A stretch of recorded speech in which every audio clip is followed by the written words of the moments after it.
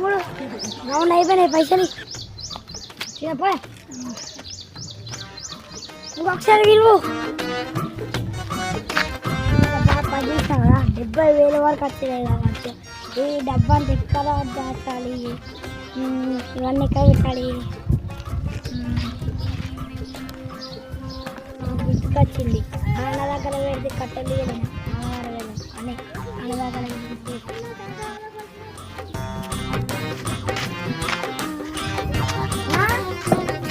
చెప్పుతాము ఏంటిది 70,000 ఎట్లా అయితే నీ దగ్గర పెట్టుకొని ఇది పెట్టుకుంటాం.